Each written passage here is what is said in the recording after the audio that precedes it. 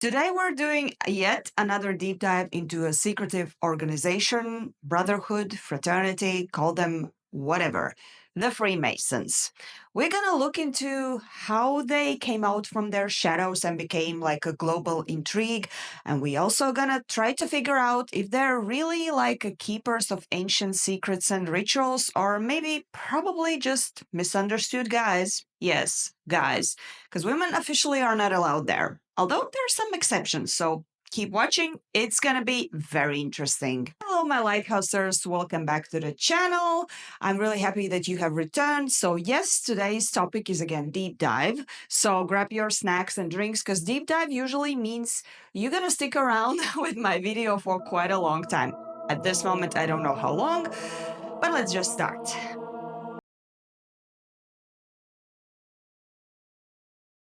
The name of a Freemasons is already mentioned in some 14th century documents coming from London, England.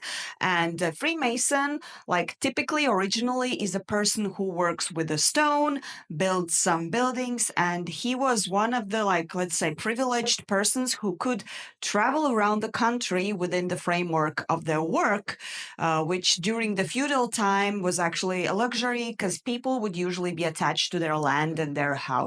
In comparison to the guilds of other professions, they would meet up usually in big groups and discuss their future projects, namely big churches, castles, and other enormous and amazing buildings.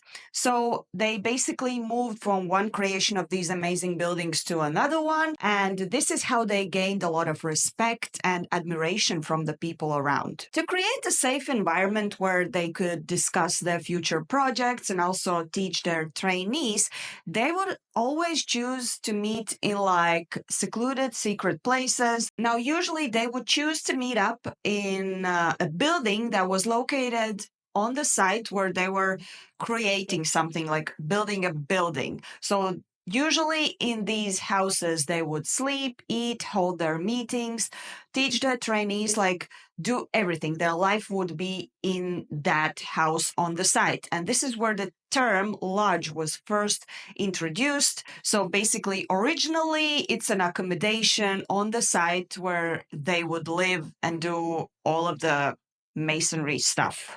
In the core, they were basically people who were kind of like a mixture of a very good architect and just a builder. And what they were creating was something unseen, something really impressive. And this is why how they gained their respect in the eyes of the other people, as I already mentioned before. And like, even if we look back to the ancient Egypt with the pyramids and like huge, enormous monuments that were built, like people would respect that kind of grandiose creations that would give them some kind of feeling of the person who made it is something really special. Now, to remind you, this was the time when copyright didn't exist and Masons pretty much wanted to protect their secrets because some of the frauds were really eager to infiltrate their groups, learn their secrets, and then just go out and use it for their own business. So this is when they decided that it's time to develop things that would protect their secrets, like secret handshakes or symbols or specific questions that they would ask to the newcomers, and they had to provide certain replies that they would accept. That would be like a sign that these people can be trusted. So this is the time when they decided that there should be some kind of special things to protect their secrets. By the 17th century, the popularity of Masons was really high and the number of members was really increasing. And this is the time when they decided to also attract to their organization the so-called honorable members. So basically what they did, they created a separate Freemason organization where people who are not by profession Masons could join. And the key there was that basically these were the peoples who were eager to invest huge amounts of money just to be part of this organization. So basically, they would give a lot of money and therefore they became honorable members. Now, of course, they would not walk around just saying, join us, join us. Now you don't have to be a Mason to join us. The target here was basically the intellectuals, the royals of London, philosophers, priests. In other words, any kind of respectful, highly ranked, possibly with a lot of money person who would also give some benefit to the fraternity. And it is also very important to add that these people who are not Masons and who joined Freemasons mostly were attracted and interested into the topics related to ancient history and ancient truths. Maybe that was the sole purpose of these honorable members, to be invested in those topics, because as I already told you, they were like philosophers, priests, aristocrats, and stuff like that. So maybe that was their task in this Freemason organization. So we can only speculate, as I said before, but fact remains a fact. There must have been something that the fraternity gave back to these honorable members who were giving a lot of stuff to them. And maybe it was something more than we can imagine. Maybe they were giving back some influence and power that usually these people, like highly ranked or aristocracy or royals, were craving. Just an example, from 1737 up to 1907, 4 of 16 princes who became members of Freemasons became later kings. Is it a coincidence? I don't know, but it's like a little bit suspicious. Interpret it as you wish.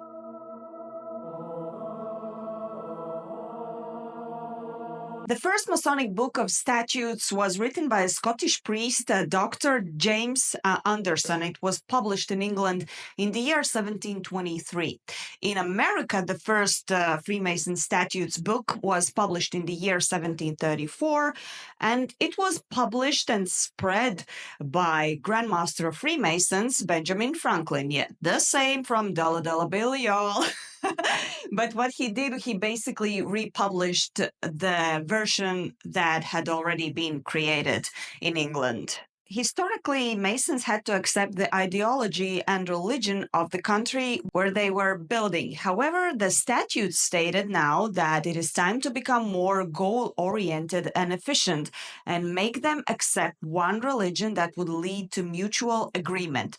This would suggest keeping your own opinions to yourself. Masonry does not prescribe a specific religion but requires its members to believe in a supreme being.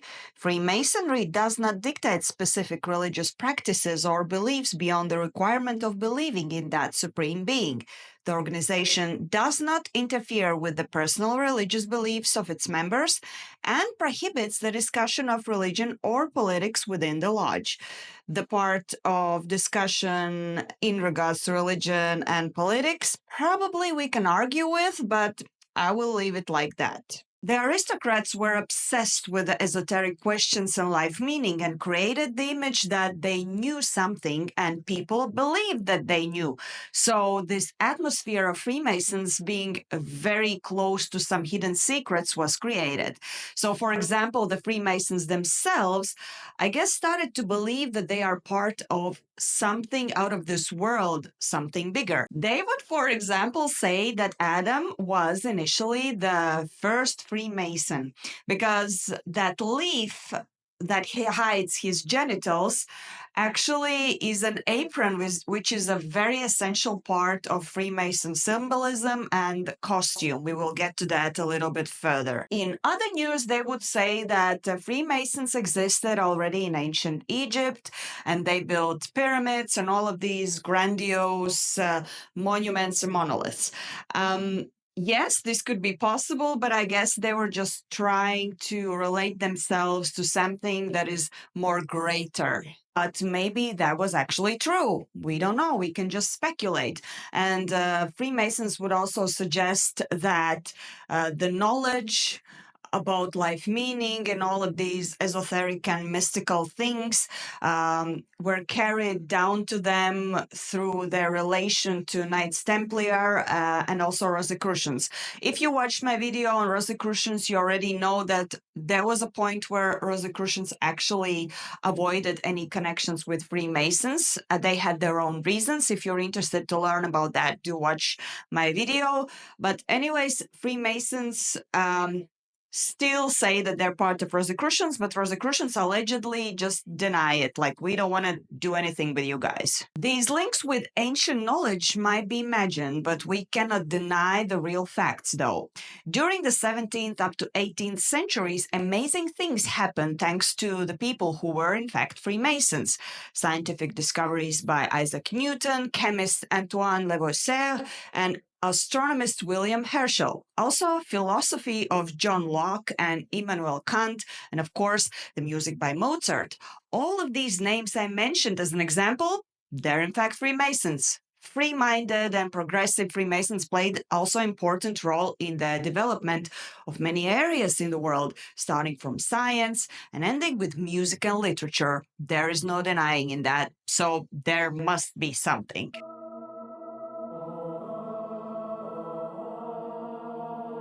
The basis of all of the Freemasons remain the same. The highest respect in Freemasons is to the master, who is responsible for fulfilling the building project. Although with time we learned that they're honorable members and they are not Masons at all, so I'm not sure what they are responsible for in this case. And then there is middle rank called fellowcraft, and the lowest is entered apprentice. In some countries, the Freemason branches went really wild. They would invent also their own ranks. Like, for example, in France, they would invent these ranks like from the thin air, and you would hear things like, I'm just going to mention you, the commander of the light triangle, or let's say doctor of the light ring, etc., etc. So really funny names. In spite of overall idea of maintaining unity, in many areas this did not happen. The distancing from the initial rules created image of Freemasons searching for the names associated more with cults rather than real Freemasons. I can also talk about that, but maybe in some other videos if you wish, because cults, that's also a very interesting topic. So, only a Grand Master of the Grand Lodge could accept the creation of a new lodge. So the next step would be to present possible candidates for becoming the master of the new suggested lodge. So then there would be a lot of decision making and bureaucracy, and then the creation of a new lodge was announced, and it happened in a special order only known to Freemasons. According to Freemason protocols coming from the 18th century, the meetings of the lodge would usually take place in some secretive like rooms or premises, hidden away from any kind of strangers who could like accidentally enter these premises. So they would usually organize these meetings in hotels or taverns. So the members who would be usually present in a certain meeting would sit around a long table, and mostly like part of this meeting would be dedicated to some administrational questions, but the main event always of the meeting was initiation of new members or initiation of some of the existing members into a higher rank. And this is the most curious stuff from Freemasons, the rituals. So the rituals usually took place in specially organized premises. Like, they were organized specially for initiation. And before this ritual actually started, they would always have the same dialogue. So they would play out the same dialogue between the master and the officers of the lodge. During that time, in the waiting room, there is a guard who is holding in his hands a naked sword. This is to prevent any strangers from entering. Then it's time to start the initiation. When the new candidate who wants to become part of Freemasons approaches this guard, the guard tells him that he has to empty his pockets of whatever he has from any coins or any metallic things or any kind of belongings that he has, like basically like we do at the airport, all right? And then he reminds this new candidate that in case if he meets during his life some other brother from Freemasons who is in trouble, that he has to remember that he has to treat him with compassion. So, like, reminding about the brotherhood here. Now, the most interesting part, okay? The left leg of the pants should be rolled up over the knee, and the left part of the chest, like if you're wearing like a, I don't know, like a shirt, has to be also naked, and the right boot has to be taken off and changed into some kind of light footwear. I'm not sure why they're doing this and what is the purpose and symbolism behind of that. Maybe you know, write in comments, but I believe that only Freemasons can explain this to me. Afterwards, the guard would blindfold the candidate and put a loose loop from a rope around his neck. Then he was led to the main hall. There he would be awaited by another inner guard with a sword. He would put the sharp end of the sword to the naked chest of the candidate and stand like this for some minutes, keeping the tension. After standing like this in this awkward silence with the sword by your chest, this new candidate is then led to the master and the rest of the lodge members. And there he is asked some ritualistic questions. And this candidate has to know the right answers to all of these questions. That's like a test. Now, then the candidate is put down on his knees and he has to swear, give this oath that he will never, in written, oral, or any other form, fully or partially, reveal the secrets of Freemasons to anyone. And in case he does it, he agrees that his throat is slit, that his tongue is cut out, and he is buried in the sand under the sea. So there is a big danger of accepting that oath, okay? If you don't keep your mouth shut, probably you're gonna die. At least that's what the oath says. According to the book by William Morgan from 1827, Freemasonry at a Glance, the person who has entered the apprentice degree has the following recognition gestures, steps, and passwords to know. The first is grip of an entered apprentice. Take hold of each other's hands as in ordinary handshaking and press the top of your thumb against the first knuckle joint of the first finger near the hand. If the person whom you are shaking hands with is a Mason, he will generally return a like pressure on your hand. The second thing is entered apprentice word, and it is Boaz. It is the name of this grip. Also means in strength, or strength is with him. And the third thing is entered apprentice step. So you are supposed to step off one step with the left foot and bring the heel of your right foot to the hollow of your left. Now let's look what happens if the person is a candidate for the second rank, or called the fellow craft degree.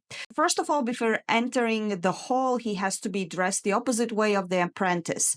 Namely, the right leg of pants is rolled over above the knee and the light footwear is put on the left leg this time.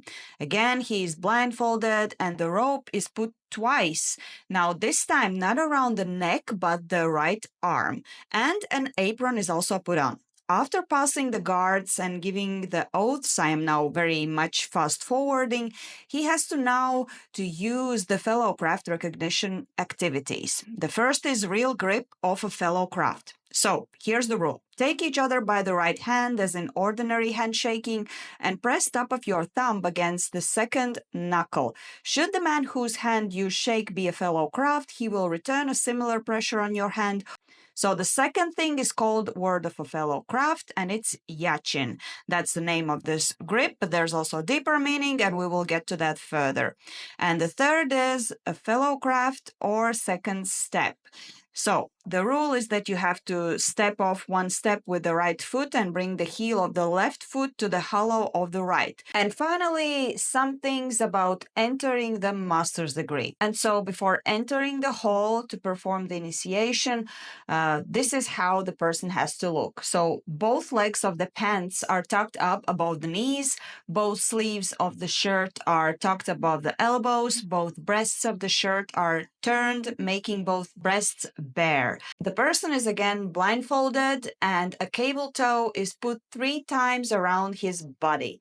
No slippers are used on this degree. An apron is then tied on and worn as a fellowcraft. The person now is ready to enter the room and do all the rituals and oaths. Now, I am definitely now really fast forwarding all of the rituals that this person who wants to become a master has to do. But at the end, I will just share some of the handshakes that I read about. And probably that's like a recognition, like something you would recognize Master Masons with. The first one is pass grip of a Master Mason. So the rule is to take hold of each other's hands as an ordinary handshaking and pass the top of your thumb hard against the space between the second and third knuckles. Should the man whose hand you shake be a Mason, he may return or give any previous grips that we already mentioned. And then there is a strong grip of a Master Mason or Lion's Paw, where you have to grasp each other's right hands very firmly, the spaces between the thumb and first finger being interlocked, and the tops of the fingers being pressed hard against each other's wrist where it joins the hand, the fingers of each being somewhat spread. And then there's also a thing like 5 points of a fellowship that you're seeing here on the picture, where you also kind of whisper in the ear the name Mahabon. As you see, there's a lot of stuff happening there. There's also this picture where you do the Harim Abif falling. We're gonna talk about Hiram Abif pretty soon, so stay tuned.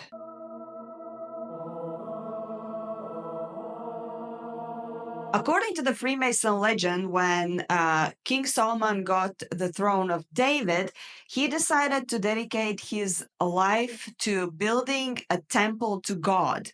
And Solomon allegedly made a deal with a king of the realm of Tyre. And this agreement would presume that he would provide Solomon with a whole army of masons that would help him to build this temple to God. So the king Hiram from Tyre kept his promise. He gave a whole army of masons to Solomon.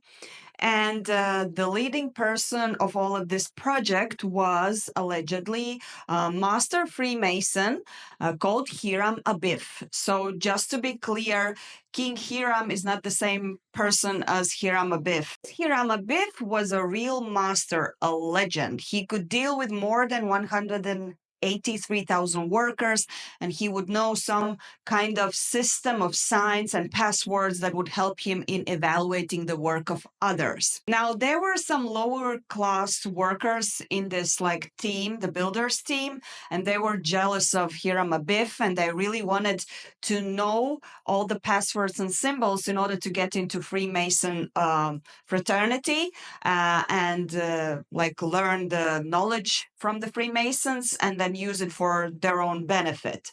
So they decided that they will target Hiram Abif and get the passwords and symbols from him. So the plan was as follows. These guys who wanted to corner Hiram Abif, they knew that he would every day go to the unfinished altar on the site and pray to God. So they knew that he will be doing that. So they cornered him and basically got him by the throat and asked for the passwords and the symbols that they need to learn in order to get into Freemasons. And of course, Hiram Abif, being a dedicated Freemason, refused to do that. And so he was killed. So these guys, they dug out a grave, they put him in, and the end of the story. The people who found this grave afterwards planted an acacia tree on this grave.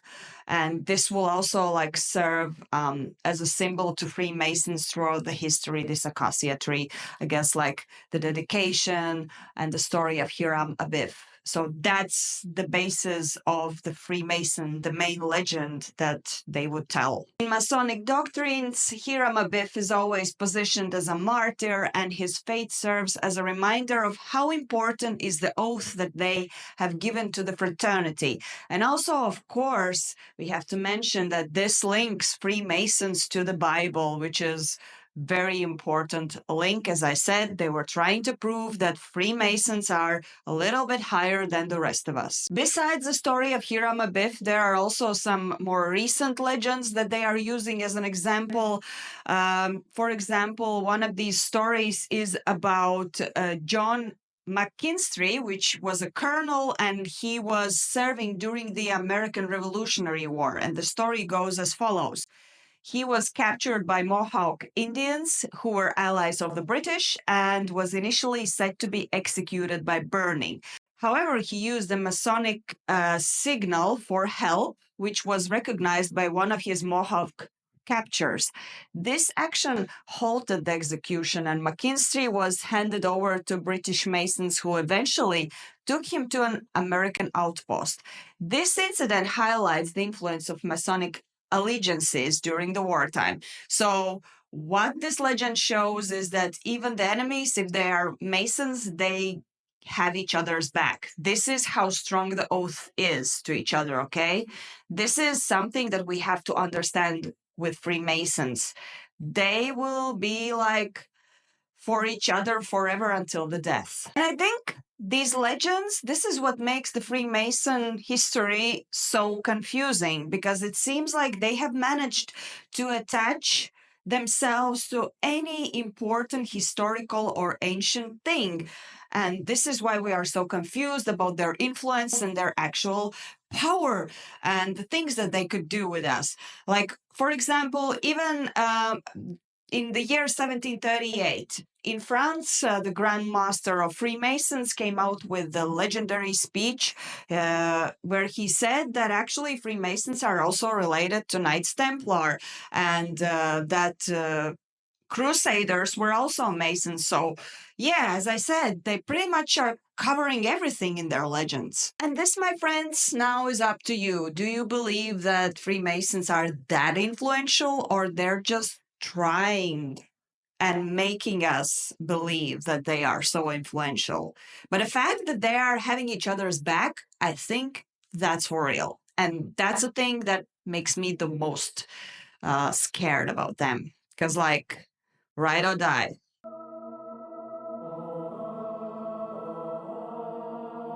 I already told you and gave you some hints that women are definitely not allowed in Freemasons. Sorry for me, not that I'm wanting to, but there are some historical facts that pinpoint that some of the ladies actually got to know some of their secrets. On the year 1770, January 6th, an English newspaper, Newcastle Weekly Chronicle, published an article telling a story about a lady named Mrs. Bell.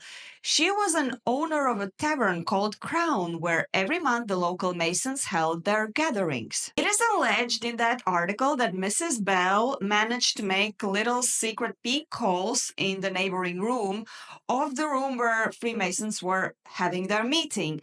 And then she just peeked, listened, and learned the Freemason secrets. Easy as that. The previously mentioned article also said that Mrs. Bell was the first woman ever who managed to learn the Masonic secrets, and is also ready for a reasonable price to reveal them to any willing female. There is no historical records, though, about how many women responded to this message, and if really Mrs. Bell managed to learn Masonic secrets in the previously mentioned way, and how it all ended at all. So, according to that, the logic is question, was there a Freemasons women's lodge? Well, history keeps silent about it, but one is known for sure. Freemasons that initially originated from guilds that consisted only of men wanted to remain like that. Their thought was that women are not capable of keeping secrets, and this is why they religiously were keeping the door shut for all females. Some of the historical Freemason documents, as I read in one source, sources mention that Freemasons even refused the entrance of Queen of England, Elizabeth I.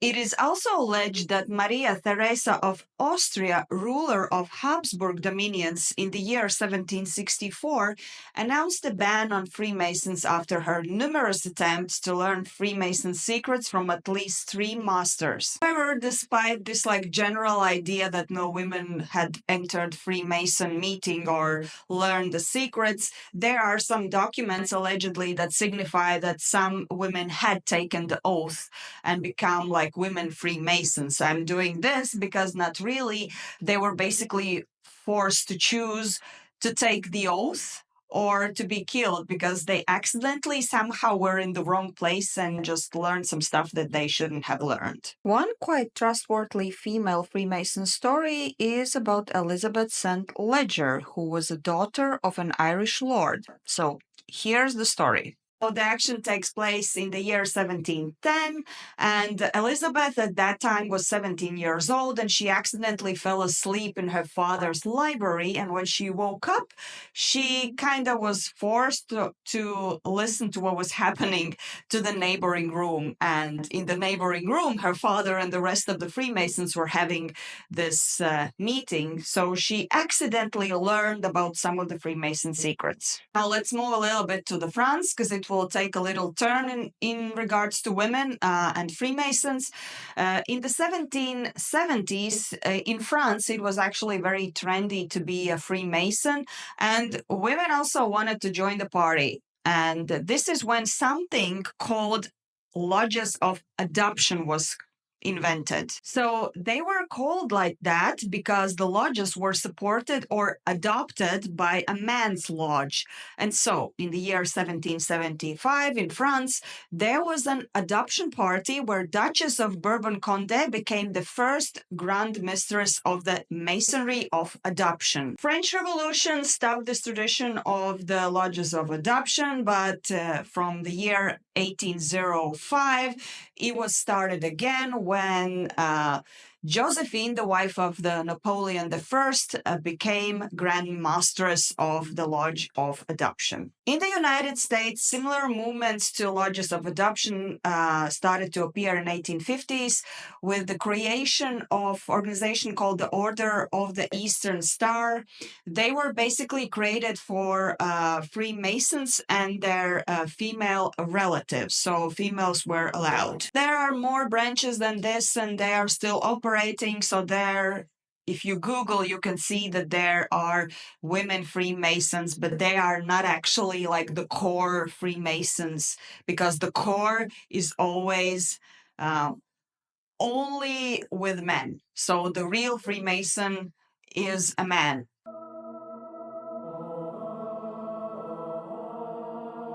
In the year 1967, a series of books called 10,000 Famous Freemasons was published, and it holds a short list and biography of the most influential and well-known Freemasons.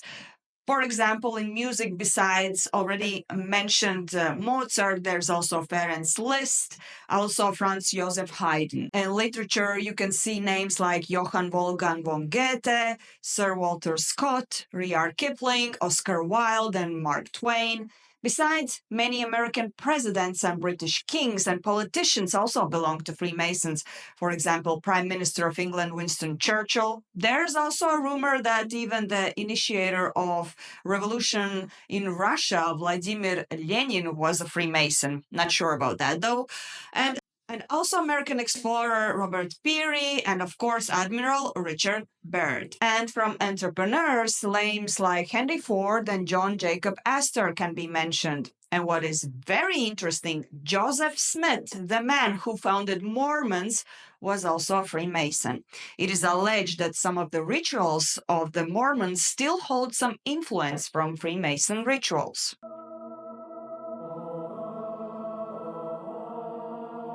Needless to say, the secretive nature and exclusivity raised some red flags, not only in the eyes of normal people, but also in the eyes of the Catholic Church. I mean, the things Freemasons did, like rituals, used specific symbols, etc., kind of started to remind a little bit of a new religion. And so, in the year 1738, Pope Clement XII came out with a public document about Freemasonry. There he would announce that any person who has undergone any of the Masonic rituals is supposed to be excommunicated from the Catholic Church. The Vatican announced that the oath of secrecy that Masons are under is a direct threat to the holiness of confession and the power of the Church. The Pope was against any person who had different views than Church and were practicing other prayers. Throughout Europe, there was like a war against Freemasons. The Church's court would charge Masons with fines and even torture. Yes, it was a tough time, but by that moment, Freemasons had been so strongly developed and distributed, most importantly, also influential, that it was impossible to get rid of them. Besides, at this point, Freemasons already had an experience of religious bullying like the one that happened, for example, in England. There, the Freemasons' fraternity was accused of being in union with an antichrist and also doing alchemy.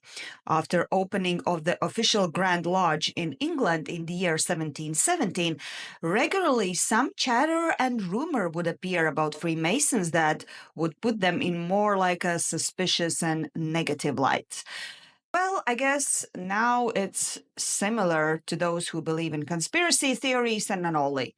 I'm not saying anything, but there's always some truth in any kind of rumor. I mean, it has to start somewhere. One of the most popular rumors, though, that I wanted to add here, and probably you have also heard if you've watched some videos or read some, let's say, alternative sources, is that in these meetings that Freemasons have, they are performing some homosexual orgies and other perversions.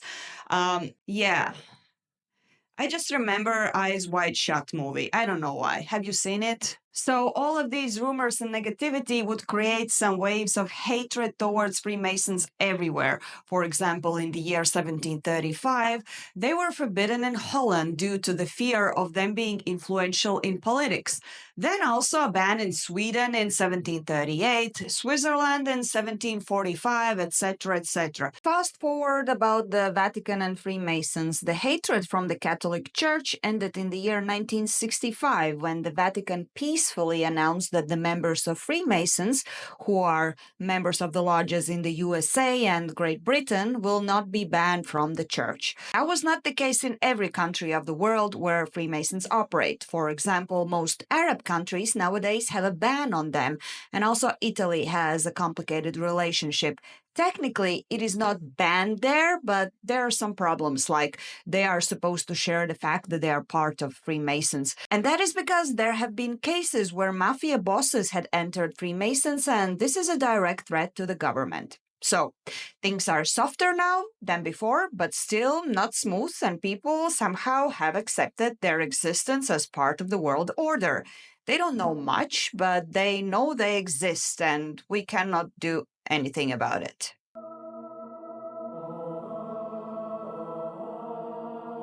Now, as I mentioned throughout the video, Freemasons, they have a lot of symbolism in their movement.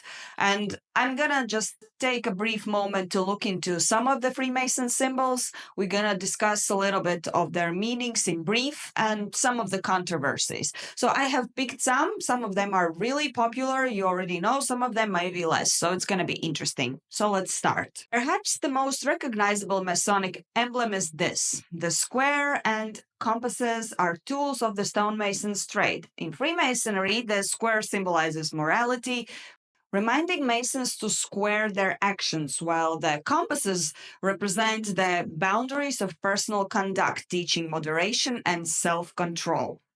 The letter G is often seen in the center of the square and compass symbol.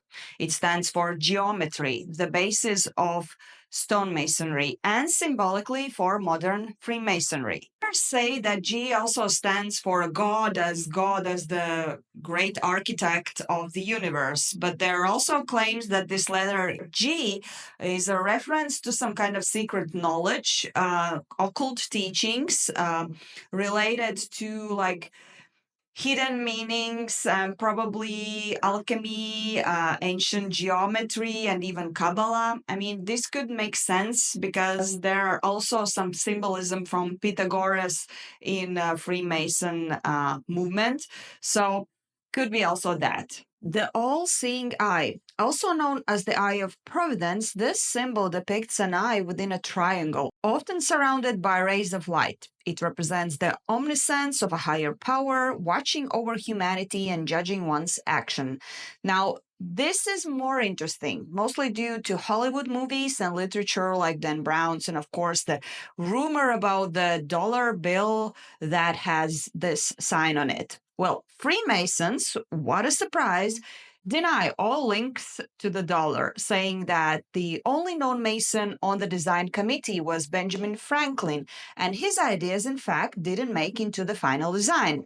The guys who put it there were non-Masons. So what was the reasoning? They just liked how it looked and just put it there like that? Yeah. Who are we kidding here? The pillars of Boaz and Yachin, those names we already heard before in relation to the handshakes and secret passwords. So these two pillars named Boaz and Yachin stood at the entrance of Solomon's temple. So we go all the way back to the story of Hiram Abiff. In Masonic tradition, they represent strength and establishment, serving as symbols of stability and balance. But in short, Boaz, meaning in him is strength, was the pillar on the left, and Yachin, meaning he will establish, was the pillar on the right. The beehive.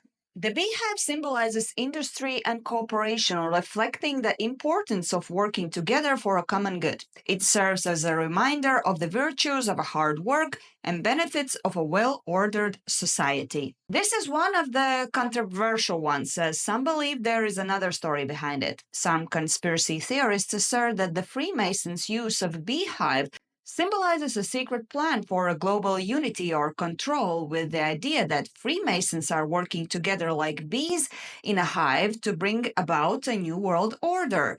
These theories often tie into broader narratives about Masonic influence on world events, politics, and power structures. The Masonic sheaf of corn. Back in the days of King Solomon, Masons gave corn as part of their earnings, kind of like a tax.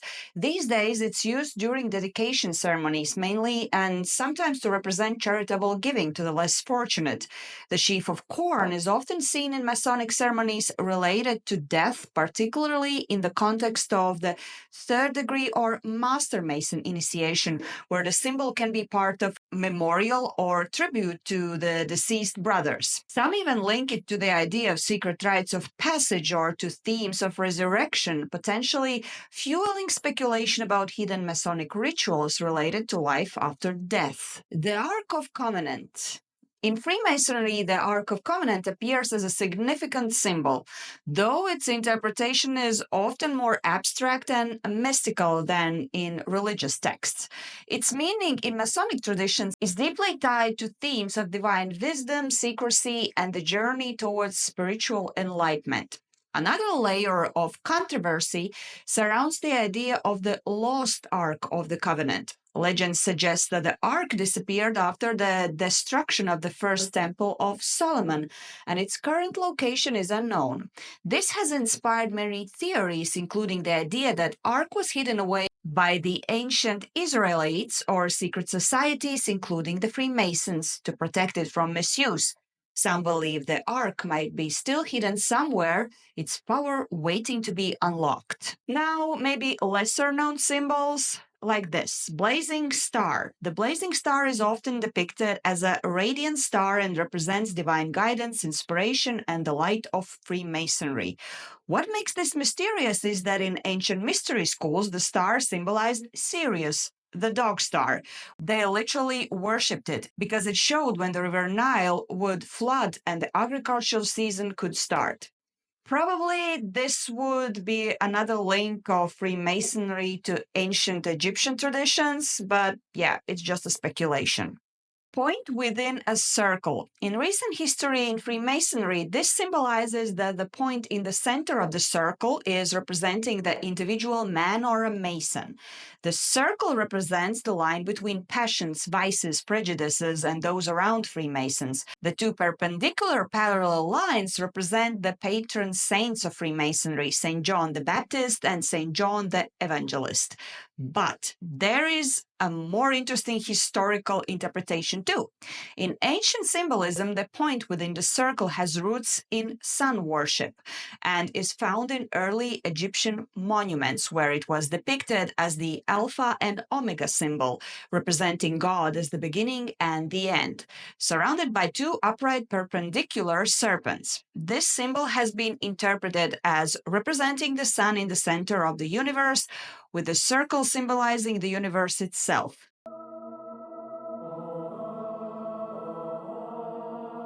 So now, having heard all I had to say, again reminding this was a very short version of everything because Freemasons is a topic that can be developed in many ways and worth numerous long videos.